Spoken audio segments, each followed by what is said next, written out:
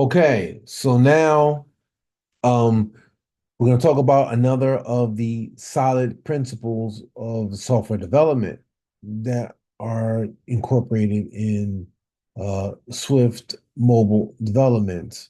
So we've already talked about uh, dependency inversion principle. Now we're going to talk about another one, and this is the O in solid, and it is the open close principle.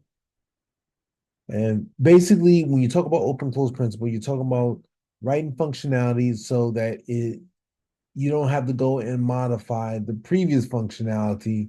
You can just extend upon it or add functionality without modifying, excuse me, without modifying pre-existing objects or classes. And this leads to, again, being able to extend and build upon software without risking breaking it or risking minimally breaking it. Here we go. So the open close principle is one of the five principles in the solid design philosophy for object-oriented programming. It focuses on your code flexible and extensible without needing to modify existing code. And open close principle states that software entities, classes, modules, functions should be open for extension but closed to modification.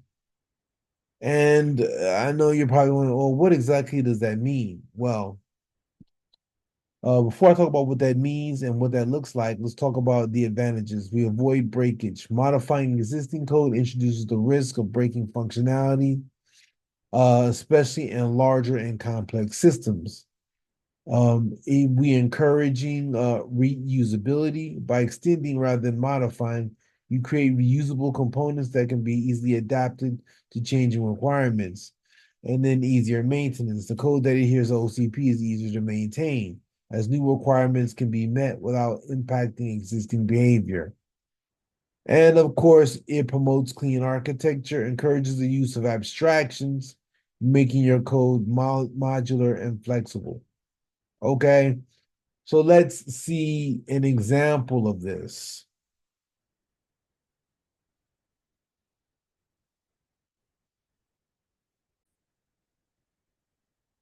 So I have code here, and what we're doing is we're doing a price calculator functionality.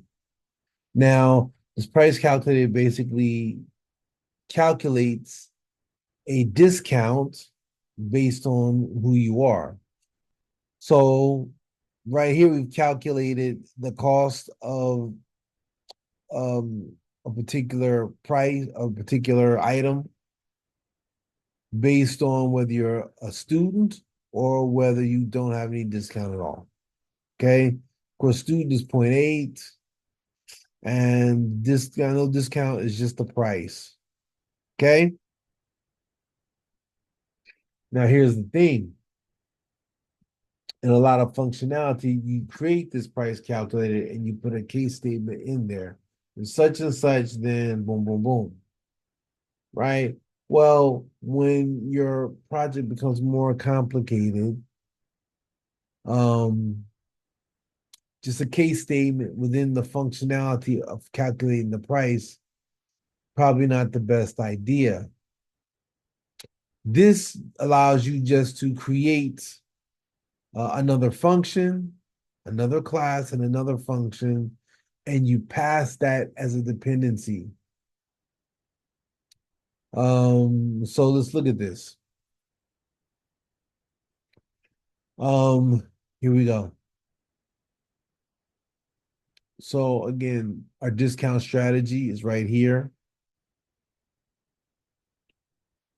Um, and we have a protocol. This protocol is going to be implemented in every class, every discount. Okay. Every discount is going to have a discount strategy protocol, and it's going to adhere to, which means they all have a function called apply every last time. Okay. And then you have your abstracted class called price strategy. Price strategy has of course, a property for discount strategy. And right here, your discount strategy is passed, right? It is abstracted. It is a parameter. It is a dependency, right? And of course, once you've initialized the discount strategy, then you can go ahead and use that. Calculate the price. You have your function, calculate the price, and return the discount strategy and apply. And so now that I have my price calculator, right? Because in calculate you pass, your price, discount strategy, apply, price. And then right here, you can generate your price, which is $80. This one's $100. Now, say I wanted to have a senior discount, right? In my price calculator, nowhere is there hard coded. This is where I hardcore the case statement. That would be bad code design. Okay, instead, I create another class, senior discount. Okay, pass it as a dependency to the price calculator and use the calculate method from the price calculator, right? And of course, that calculate method will return, oh, sorry. The calculate method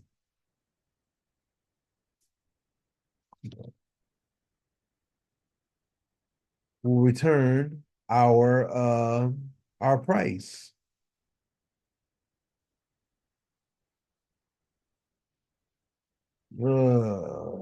What the heck is going on? Okay, I obviously, yes, look. Okay, here we go. And there you go, right there. So this kind of gives an example of open close principle. Now let's take this open close principle and let's apply it to functionality that's a little more complicated, right? Um, actually, let me do this real quick. So here we have the functionality to find the middle elements in an array. And we're doing this using generics, right? Because we're getting back to the concept of using generics. I'm just trying to talk about generics in the concept of in the context of using the open close principle. And this is how generics contribute to it. Generics help to um, abstract, write a function that abstracts the I guess the concrete elements of this functionality so that we can create concrete versions that we can add and modify, right? Or the concrete versions that we can use to extend upon the pre-existing functionality so that we don't have to modify currently existing functionality, if that makes sense. Hopefully, when taking the prior example into account, that makes sense. But let's look at this. So we have our protocol, middle element finder. And we have an associated type, element, and find middle right here. That's the signature, right? So now we have this function called get middle element, and we're probably going to use that later on. Again, this abstracts everything away. Middle element finder is the protocol that we're implementing right here. With the generic get middle element, and now we have integer middle element finder, right? And then we have a string middle element finder. Okay. And these will be passed as what? They will be passed as dependencies later on. So now we have our problems, right? Integer middle element finder, and we have an integer array, okay? And of course, we have the function get middle, right? We pass our integer, an instance of the int middle element finder, right? As a dependency and the actual array, we find get our middle integer. We do the same thing over here. Um, with strings, right? We have a string finder. We pass that as dependency and a string array, which is right here. And of course, we get our middle string, right? And of course, here, this has nothing. We pass the integer array as a dependency because this is even though it's empty, it is of type integer, array of type integer. Okay.